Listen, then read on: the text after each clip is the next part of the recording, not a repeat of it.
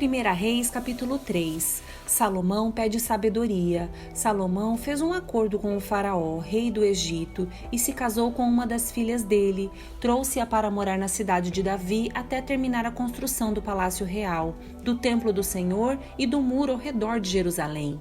Nessa época, o povo de Israel oferecia sacrifícios nos altares das colinas de suas regiões, pois ainda não havia sido construído um templo em honra ao nome do Senhor.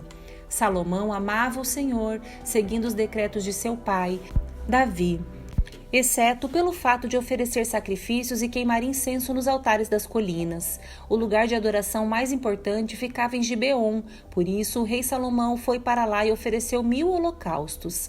Naquela noite, o Senhor apareceu a Salomão num sonho e lhe disse: "Peça o que quiser e eu lhe darei." Salomão respondeu: "Tu mostraste grande amor leal ao teu servo, meu pai, Davi, pois ele foi fiel, justo e verdadeiro diante de ti. Agora, continuaste a mostrar teu grande amor leal, dando-lhe um filho para sentar-se em seu trono. Agora, ó Senhor, meu Deus, tu me fizeste reinar em lugar de meu pai, Davi, mas sou como uma criança pequena que não sabe o que fazer. Aqui estou no meio do teu povo escolhido, uma nação tão grande e numerosa que nem se pode contar. Dá a teu servo um coração compreensivo, para que eu possa governar bem o teu povo e saber a diferença entre o certo e o errado. Pois quem é capaz de governar sozinho este teu grande povo?" O Senhor se agradou do pedido de Salomão. Por isso Deus respondeu: "Uma vez que você pediu sabedoria para governar meu povo com justiça, e não vida longa, nem riqueza, nem a morte de seus inimigos, atenderei a seu pedido. Eu lhe darei um coração sábio e compassivo, como ninguém teve nem jamais terá. Também lhe darei o que não pediu, riquezas e fama. Nenhum outro rei em todo o mundo se comparará a você pelo resto de sua vida. E se você me seguir e obedecer a meus decretos e mandamentos, como fez seu pai, Davi, eu lhe darei vida longa." Então Salomão acordou e percebeu que tinha sido um sonho. Voltou a Jerusalém e se colocou diante da arca da aliança do Senhor, onde apresentou holocaustos e ofertas de paz. Depois ofereceu um grande banquete a todos os seus oficiais. Salomão julga com sabedoria. Algum tempo depois, 2 prostitutas compareceram diante do rei para resolver uma questão. Disse uma delas: "Por favor, meu senhor, esta mulher e eu moramos na mesma casa. Eu dei à luz um filho quando ela estava comigo na casa.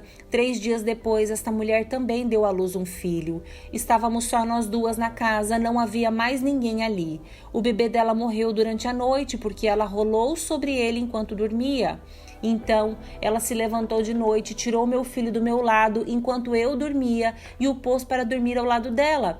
Depois, colocou o filho dela, que estava morto, em meus braços. De manhã, bem cedo, quando fui amamentar meu filho, ele estava morto. Quando observei mais de perto, na claridade do dia, vi que não era meu." "Não", interrompeu a outra mulher, "o filho morto era seu e o vivo é meu." "Não", disse a primeira mulher, "o filho vivo é meu e o morto era seu." E assim elas discutiram diante do rei. Então o rei disse: "Vamos esclarecer as coisas. As duas afirmam que o filho vivo é seu e cada uma diz que o morto é da outra. Pois bem, tragam-me uma espada." E trouxeram uma espada para o rei.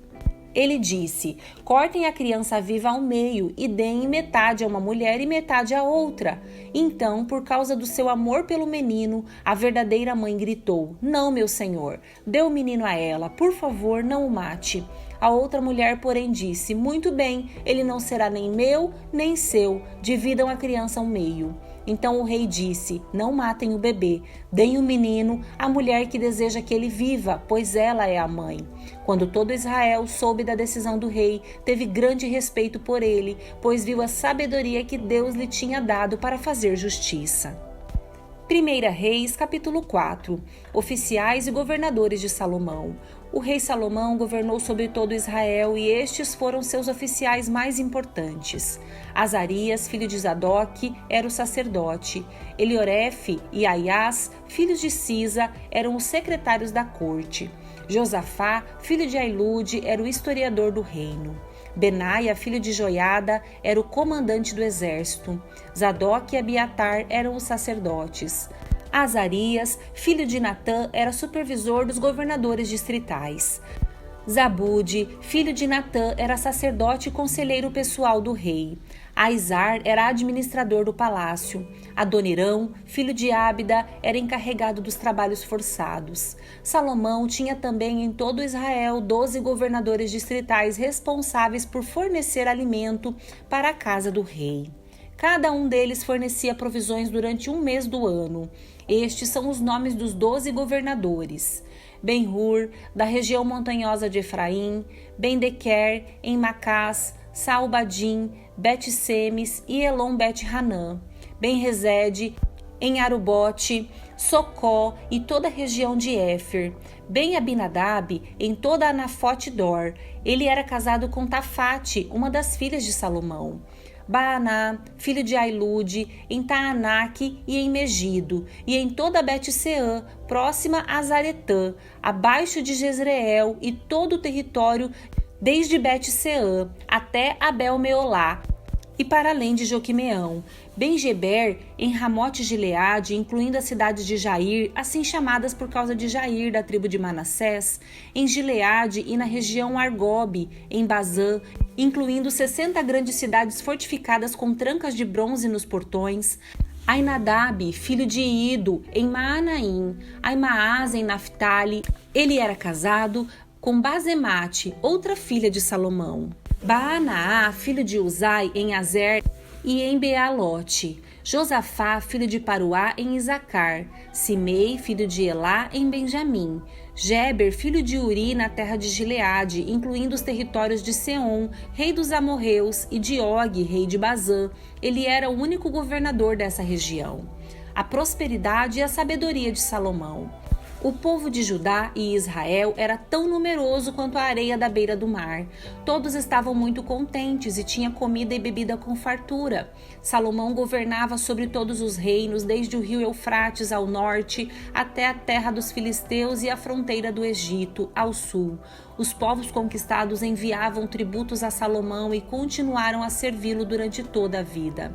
Para a provisão diária do palácio de Salomão, eram necessários 30 cestos grandes de farinha da melhor qualidade, 60 cestos grandes de farinha comum, 10 bois dos currais de engorda, 20 bois do pasto, 100 ovelhas e também veados, gazelas, corças e aves seletas. Salomão dominava sobre todos os reinos a oeste do rio Eufrates, desde Tífisa até Gaza, e havia paz em todas as fronteiras. Durante a vida de Salomão, Judá e Israel viveram em paz e segurança, e desde Dan ao norte até Berseba ao sul, cada família possuía sua própria videira e sua própria figueira.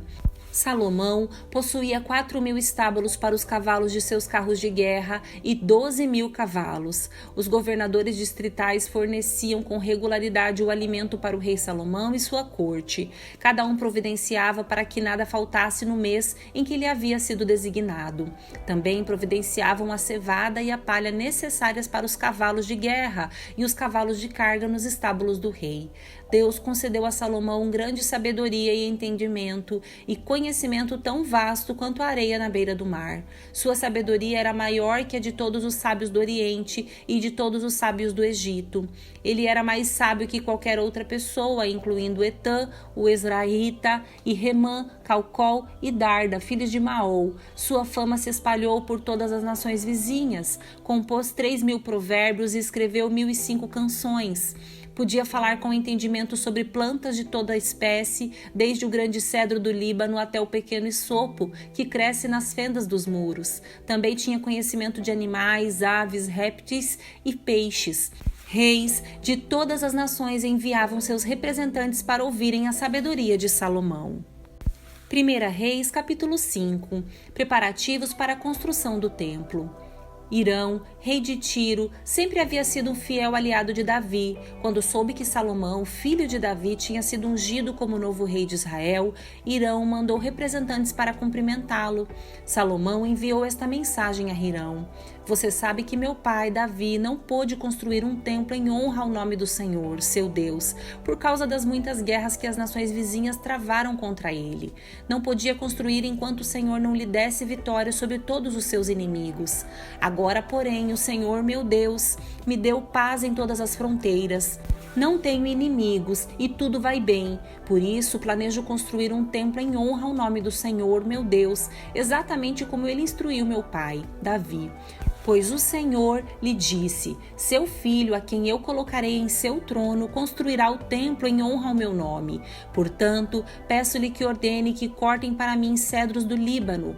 Meus servos trabalharão ao lado dos seus, e pagarei aos seus servos o salário que você pedir. Como bem sabe, ninguém aqui corta madeira como vocês, sidônios.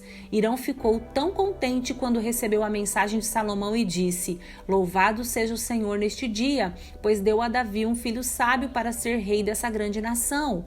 Então enviou esta resposta a Salomão: recebi sua mensagem e fornecerei toda a madeira de cedro e de cipreste que precisar. Meus servos levarão as toras das montanhas do Líbano para o mar Mediterrâneo. Ali colocarão as toras em balsas e as farão flutuar ao longo da costa até o lugar que você escolher. Ao chegar, desembarcaremos as toras e seus servos as levarão. O pagamento poderá ser feito com alimentos para o meu palácio. Assim, Hirão forneceu toda a madeira de cedro e de cipreste que Salomão desejava. Em troca, Salomão lhe enviava um pagamento anual de 20.000 cestos grandes de trigo para o consumo de sua corte e 20.000 tonéis de azeite puro de oliva. O Senhor deu sabedoria a Salomão, como lhe havia prometido, e Hirão e Salomão fizeram um acordo de paz. Então Salomão convocou 30.000 trabalhadores de todo Israel, enviou-os ao Líbano em grupos de 10.000 por mês, de modo que cada homem passava um mês no Líbano e 2 meses em casa. Adonirão era encarregado desses trabalhadores. Salomão também tinha 70.000 carregadores, 80.000 cortadores de pedra na região montanhosa e 3.600 chefes que supervisionavam as obras. Por ordem do rei, eles extraíram grandes blocos de pedra de alta qualidade e os modelaram para alicerce do templo. Homens da cidade de Gebal ajudaram os construtores de Salomão e Hirão a prepararem a madeira e as pedras para o templo.